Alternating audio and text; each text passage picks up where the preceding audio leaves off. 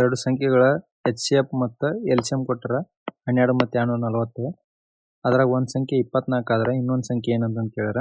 ಇಲ್ಲಿ ಫಾರ್ಮುಲಾ ಏನಿರ್ತದ್ರಿ, LCM into HCF is equal to 2 number A into B.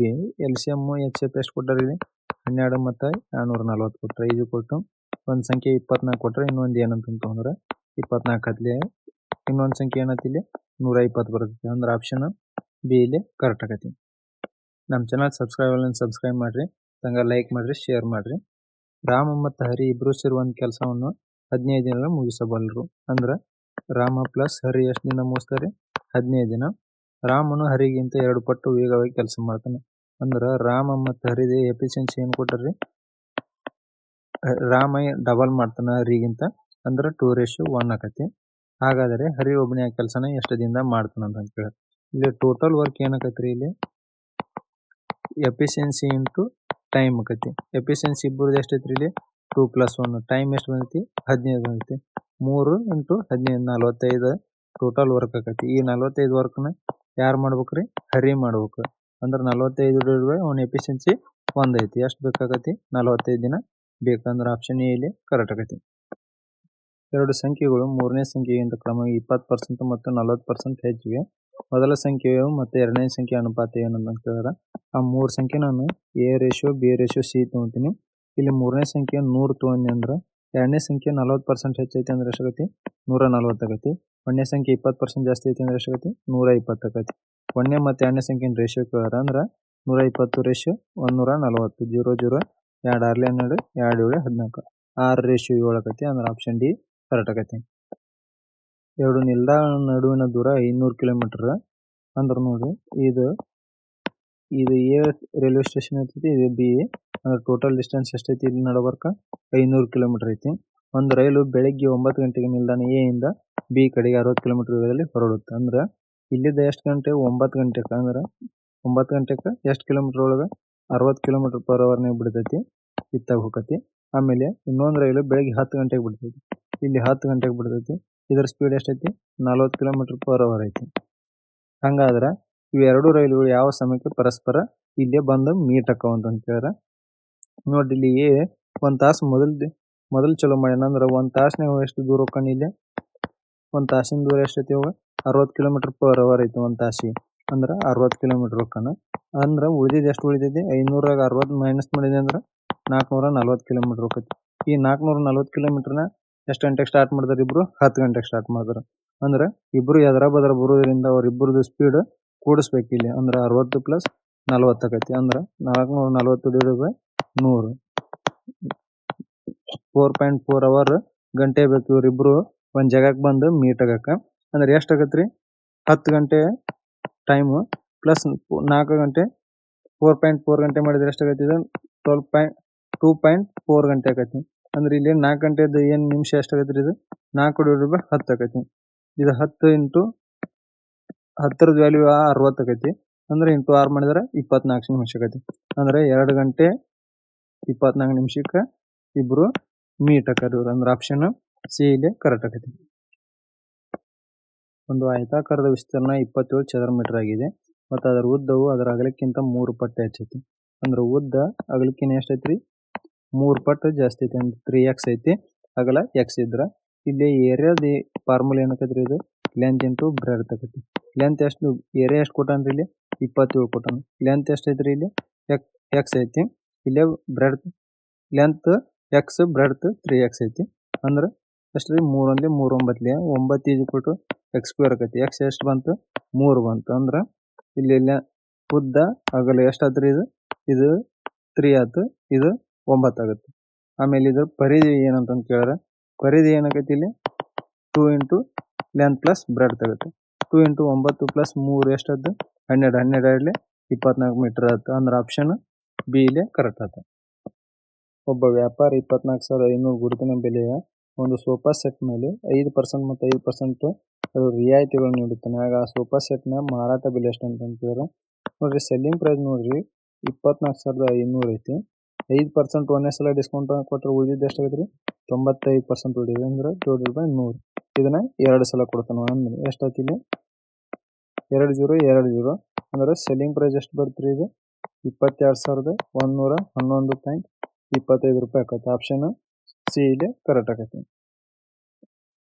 ಒಬ್ಬ ಅಂಗಡಿಕಾರನು ಒಂದು ವಸ್ತುವನ್ನು 46 ರೂಪಾಯಿ ಮಾರಿದಾಗ 8 ರೂಪಾಯಿ ನಷ್ಟ ಆಗತ್ತೆ ಅಂತ. ಅಂದ್ರೆ ಲಾಸ್ ಪರ್ಸೆಂಟೇಜ್ ಎಷ್ಟೈತಿ ಇಲ್ಲಿ 8%. ಕಾಸ್ಟ್ ಪ್ರೈಸ್ ಯಾವಾಗಲೂ 100 ಇರ್ತೈತಿ. ಲಾಸ್ 8% ಐತೆ ಅಂದ್ರೆ ಇಲ್ಲಿ ಕಾಸ್ಟ್ ಪ್ರೈಸ್ 100 ಇತ್ತಂದ್ರೆ ಎಷ್ಟಕ್ಕೆ ಮಾರಿರ್ತಾನ್ರಿ 92% ಮಾಡ್ತಾನೆ. ಈ 92% ವ್ಯಾಲ್ಯೂ ಎಷ್ಟೈತಿ ಇಲ್ಲಿ 46 ಐತಿ. 46 46 2% ವ್ಯಾಲ್ಯೂ ಎಷ್ಟು ಬಂತು 1 ರೂಪಾಯಿ ಬಂತು. ಟೋಟಲ್ ಲೆವೆಲ್ 100 ಇರ್ತೈತಿ. ಅಂದ್ರೆ ಇಂಟು 50 ಮಾಡಿದ್ರೆ 100 ಇಂಟು 50 ಮಾಡಿದ್ರೆ ಅಂದ್ರೆ 50 ರೂಪಾಯಿ ಬರ್ತೈತಿ. ಇನ್ನು ಕಾಸ್ಟ್ ಪ್ರೈಸ್ ಎಷ್ಟೈತಿ ಇಲ್ಲಿ 50 ರೂಪಾಯಿ ಆಯ್ತು. ಹಂಗಾದ್ರೆ ಅದನ್ನ 6% ಲಾಭಕ್ಕೆ ಮಾರ್ಬೇಕಂದ್ರೆ ಎಷ್ಟು ರೂಪಾಯಿಗೆ ಮಾರ್ಬೇಕು? ಸೆಲ್ಲಿಂಗ್ ಪ್ರೈಸ್ ಎಷ್ಟಾಗತ್ತೆ ಇಲ್ಲಿ 50 ಇಂಟು 6% ಲಾಭ ಅಂದ್ರೆ 106 ರೂಪಾಯಿ 100 ಆಯ್ತು. 51 52 2 53 ಅಂದ್ರೆ 53 ರೂಪಾಯಿಗೆ ಮಾರ್ಬೇಕು. ಅಂದ್ರೆ ಆಪ್ಷನ್ ಸಿ ಕರೆಕ್ಟ್ ಆಗೈತಿ. ಒಂದು ವಿಶ್ವವಿದ್ಯಾಲಯದಲ್ಲಿ ವಿಜ್ಞಾನ, ಗಣಿತ ಮತ್ತು ಭಾಷೆ ವಿಷಯಗಳ ಅಧ್ಯಯನ ಮಾಡುವ ವಿದ್ಯಾರ್ಥಿಗಳ ಸಂಖ್ಯೆ 2:4:9 ಐತೆ ಅಂದ್ಬಿಟ್ರ. ಅಂದ್ರೆ ನೋಡ್ರಿ ವಿಜ್ಞಾನ ರೇಷಿಯೋ, ಗಣಿತ ರೇಷಿಯೋ, ಭಾಷೆ ಎಷ್ಟು ಕೊಟ್ಟನ್ರಿ 2:4:9 ಕೊಟ್ಟನ.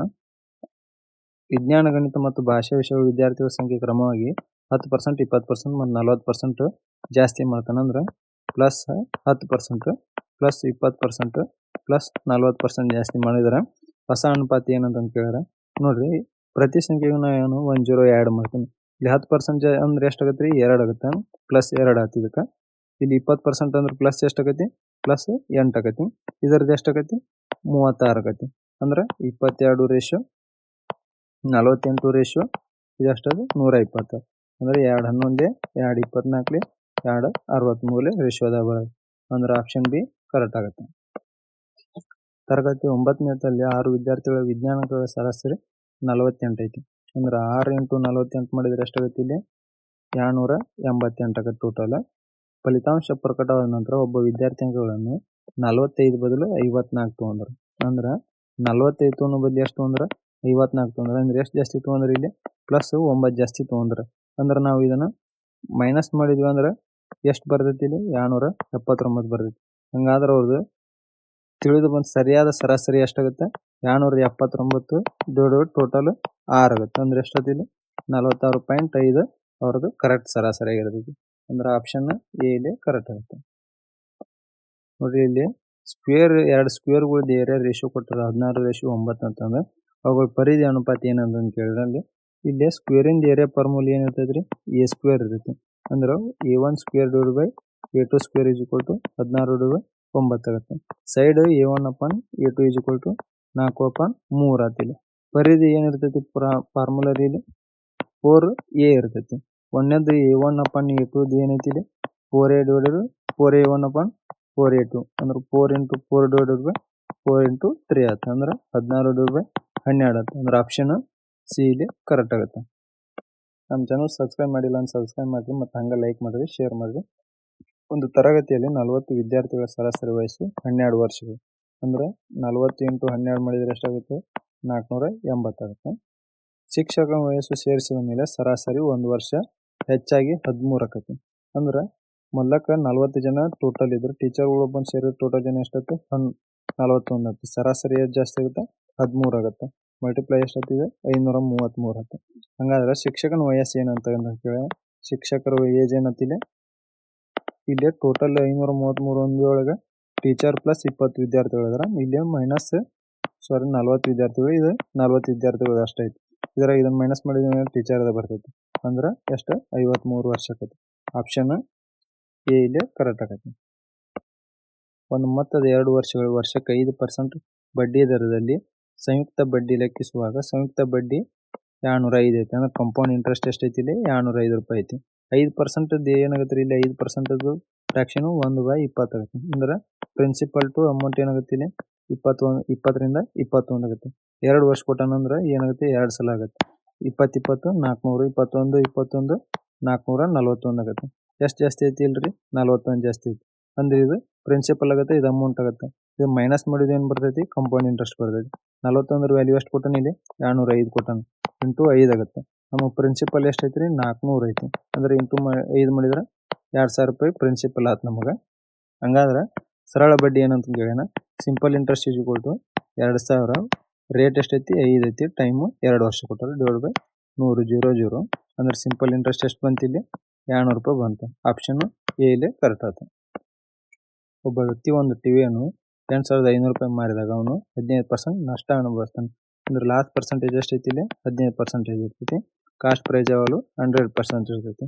ಲಾಸ್ 15% ಆದ್ರೆ ಸೆಲ್ಲಿಂಗ್ ಪ್ರೈಸ್ ಎಷ್ಟಾಗಿರ್ತೈತಿ ಅದು 85% ಆಗಿರ್ತೈತಿ. ಈ 85% ವ್ಯಾಲ್ಯೂ ಎಷ್ಟು ಕೊಟ್ಟಾನ ಸೆಲ್ಲಿಂಗ್ ಪ್ರೈಸ್ 2500 ಕೊಟ್ಟಾನ. ಅಂದ್ರೆ 85 100 ಕಾಸ್ಟ್ ಪ್ರೈಸ್ ಯಾವಾಗಲೂ ಎಷ್ಟು ಇರ್ತೈತಿ 100% ಇರ್ತೈತಿ. ಅಂದ್ರೆ ಇಂಟು 100 ಮಾಡಿದ್ರೆ ಎಷ್ಟು ಬಂತು ಇಲ್ಲಿ 10,000 ಕಾಸ್ಟ್ ಪ್ರೈಸ್ ಆಯ್ತು. 5% ಲಾಭ ಪಡೆಯಾಗವ ಎಷ್ಟಕ್ಕೆ ಮಾರ್ಬೇಕಂತ ಕೇಳಿದ್ರೆ ಸೆಲ್ಲಿಂಗ್ ಪ್ರೈಸ್ ಇಸ್ಕೊಟ್ಟು ಕಾಸ್ಟ್ ಪ್ರೈಸ್ 10,000 ಐತಿ. 5% ಲಾಭ ಪಡಿಬೇಕಂದ್ರೆ 105 ರೂಪಾಯಿ 100 ಆಯ್ತು 0 0 ಅಂದ್ರೆ ಎಷ್ಟಾಯ್ತು ಇಲ್ಲಿ 10,500 ರೂಪಾಯಿ ಸೆಲ್ಲಿಂಗ್ ಪ್ರೈಸ್ ಆಗೈತೆ. ಆಪ್ಷನ್ ಸಿ ಇಲ್ಲಿ ಕರೆಕ್ಟ್ ಆಗತ್ತೆ.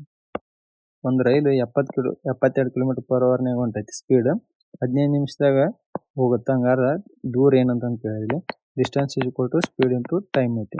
ಸ್ಪೀಡ್ ಎಷ್ಟು ಕೊಟ್ಟಾನ 72 km/h ಕೊಟ್ಟಾನ. ಟೈಮು 15 ನಿಮಿಷ ಕೊಟ್ಟಾನ. ಅದನ್ನ ಅವರ್ನೇ ಕನ್ವರ್ಟ್ ಮಾಡೋಕೆ /60 ಮಾಡಿದ್ದೀನಿ.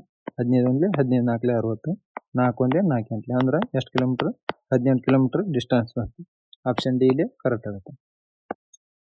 ಒಂದು ಚಕ್ರವು 40,000 ಸುತ್ತುಗಳನ್ನಾಡಿದಾಗ ಅದು 60 km ದೂರವನ್ನು ಚಲಿಸುತ್ತದೆ. ಹಂಗ ಆ ಚಕ್ರದ ಅರ್ಧ ವ್ಯಾಸ ಏನಂತ ಕೇಳಂದ್ರೆ ರೇಡಿಯಸ್ ಏನಂತಂದು ಇಲ್ಲಿ ಕೇಳ್ಯಾರ. ಇಲ್ಲಿ ನೋಡ್ರಿ ಡಿಸ್ಟೆನ್ಸ್ ಏನಕತ್ರಿ ಇಲ್ಲಿ ಟೋಟಲ್ 60 km ಕೊಟ್ಟಾನ. ಅಂದ್ರೆ ಎಷ್ಟಾಗತ್ರಿ ಅದು ಮೀಟರ್ನೇ ಕನ್ವರ್ಟ್ ಮಾಡಿದ್ರ ಅಂದ್ರೆ 60,000 ಆಕತಿ. ಇದು ಒಂದು ಚಕ್ರದ ಇದು ಎಷ್ಟು ಸುತ್ತ ಐತ್ರಿ ಇದು 4,000 ಸುತ್ತ ಐತಿ.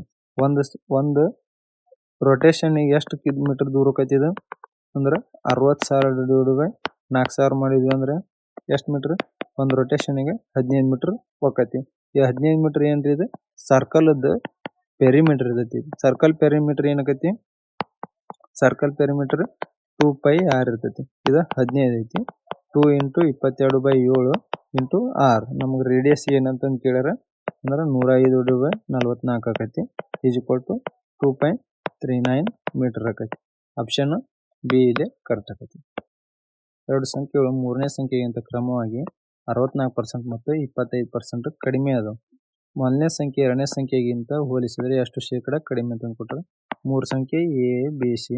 ನಾನು ಮೂರನೇ ಸಂಖ್ಯೆ 100 ಅಂತ ತೊಗೊಂಡೆ ಅಂದ್ರೆ ಬಿ 25% ಕಡಿಮೆ ಆಯ್ತಂದ್ರೆ ಎಷ್ಟು ಉಳಿತೈತಿ ಇಲ್ಲಿ 75% ಉಳಿತೈತಿ. ಎ 64% ಕಡಿಮೆ ಆದ್ರೆ ಉಳಿದಿದ್ದು 36 ಉಳಿತೈತಿ. ಇದು ಎಷ್ಟು ಜಾಸ್ತಿ ಆಯ್ತು ಬಿ ಇಲ್ಲಿ ಏಕಿನ 39 ಜಾಸ್ತಿ ಆಯ್ತು. ಪರ್ಸೆಂಟೇಜ್ ಎಷ್ಟು ಜಾಸ್ತಿ ಆಗತ್ತೆ ರೀ 39 / 75 × 100 25 4 25 3 3 1 13 ಪರ್ಸೆಂಟೇಜ್ ಚೇಂಜ್ ಎಷ್ಟಾಯ್ತು ಇಲ್ಲಿ 52%. ಅಂದ್ರೆ ಆಪ್ಷನ್ ಸಿ ಕರೆಕ್ಟ್ ಆಗುತ್ತೆ. ವರ್ಷಕ್ಕೆ 5% ಬಡ್ಡಿ ದರದಲ್ಲಿ ಎಷ್ಟು ವರ್ಷಗಳಿಗೆ ಮೊತ್ತ 3 ಪಟ್ಟು ಆಗುತ್ತೆ ಅಂತಂದು ಕೇಳ್ಯಾರ. ಸರಳ ಬಡ್ಡಿ ಒಳಗೆ ನೋಡ್ರಿ ಪ್ರಿನ್ಸಿಪಲ್ ಅಮೌಂಟ್ ಒಂದಿದ್ದು 3 ಆಕತಿ. ಅಂದ್ರೆ ಎಷ್ಟು ಸಿಂಪಲ್ ಇಂಟ್ರೆಸ್ಟ್ ಆಗತ್ತೆ ರೀ ಇಲ್ಲಿ 2. ಅಂದ್ರೆ 2 = 1 × ರೇಟ್ 5 ಕೊಟ್ಟಾನ. ನಮಗೇನು ಕೇಳೇನಿ ಇಲ್ಲಿ ಟೈಮ್ ಕೇಳೋಣ. ಟೈಮ್ / 100 5 1 5 20 ಟೈಮ್ ಎಷ್ಟಾಯ್ತು ಇಲ್ಲಿ 40 ವರ್ಷ ಬಂತು. ಆಪ್ಷನ್ ಡಿ ಇಲ್ಲಿ ಕರೆಕ್ಟ್ ಆಯ್ತು. ಒಂದು ಪೈಪ್ ಎ ಟ್ಯಾಂಕನ್ನು 20 ನಿಮಿಷಗಳಲ್ಲಿ ಖಾಲಿ ಮಾಡಬಹುದು. ಇನ್ನೊಂದು ಪೈಪ್ ಬಿ ರ ವ್ಯಾಸವು ಎ ವ್ಯಾಸದ 2 ಪಟ್ಟು ಐತಿ. ಇಲ್ಲಿ ಅಂದ್ರೆ ಡಯಾಮೀಟರ್ ಏಕಿನ 2 ಪಟ್ಟು ಐತಿ. ಎ ಮತ್ತು ಬಿ 2 ಪೈಪ್ಗಳ ಟ್ಯಾಂಕಿ ಸೇರಿಸಿದರೆ ಟ್ಯಾಂಕ್ ಅನ್ನು ಖಾಲಿ ಮಾಡಲು ಎಷ್ಟು ಸಮಯ ಬೇಕಂತ ಕೇಳ್ಯಾರ. ಇಲ್ಲಿ ನೋಡ್ರಿ ಎ ಖಾಲಿ ಮಾಡೋಕೆ ಎಷ್ಟು ಟೈಮ್ ತಗೊಂಡ್ರೆ 20 ನಿಮಿಷ. ಅಂದ್ರೆ ಇಲ್ಲಿ ನೋಡ್ರಿ ಡಯಾಮೀಟರ್ದು ಬಿದು ಏಕಿನ 2 ಪಟ್ಟು ಐತಿ. ಅಂದ್ರೆ ಇಲ್ಲಿ ಸರ್ಕಲ್ದ ಫಾರ್ಮುಲಾ ಏನಾಗತ್ರಿ ಇಲ್ಲಿ πr² ಆಕತಿ. ಅಂದ್ರೆ ಆರ್ ಏನಾಗತ್ರಿ ಯಾವಾಗಲೂ ಡಯಾಮೀಟರ್ದು ಅರ್ಧ ಇರ್ತೈತಿ. ಅಂದ್ರೆ π × d/2 its whole square is equal to ಇದು ಎ ಅದಾದ್ರೆ ಬಿ ಏನಾಗುತ್ತೆ π × 2d/2 its whole square ಆಕತಿ. π ಕ್ಯಾನ್ಸಲ್ ಆಗುತ್ತೆ. ಇದು d²/4 is equal to 4d²/4 ಆಗುತ್ತೆ. 4 4 cancel d² cancel. A ratio B efficiency ಏನಾಗುತ್ತೆ ಇಲ್ಲಿ 1:4 ಆಯ್ತು. ಇಲ್ಲಿ ಎ ಎಫಿಷಿಯನ್ಸಿ 1 ಬಂದೈತಿ. ಟೈಮ್ ಎಷ್ಟೈತಿ 20 ಐತಿ. ಟೋಟಲ್ ವರ್ಕ್ ಏನಾಗೈತಿ 20 × 1 ಮಾಡಿದ್ರೆ 20 ವರ್ಕ್ ಬಂತು. ಈ ವರ್ಕ್ನ ಇಬ್ಬರು ಶೇರ್ ಮಾಡ್ತಾರೆ. ಈಗ ಅಂದ್ರೆ 20 / 4 + 1 ಅಂದ್ರೆ 4 ದಿನದಾಗ ಕಂಪ್ಲೀಟ್ ಮಾಡ್ತಾರೆ. ಆಪ್ಷನ್ ಎ ಇಲ್ಲೇ ಕರೆಕ್ಟ್ ಆಕೈತಿ. ಹಂಗ ನಮ್ಮ ಚಾನಲ್ ಸಬ್ಸ್ಕ್ರೈಬ್ ಮಾಡಿಲ್ಲ ಅಂತ ಸಬ್ಸ್ಕ್ರೈಬ್ ಮಾಡಿರಿ, ಲೈಕ್ ಮಾಡಿರಿ, ಶೇರ್ ಮಾಡಿ.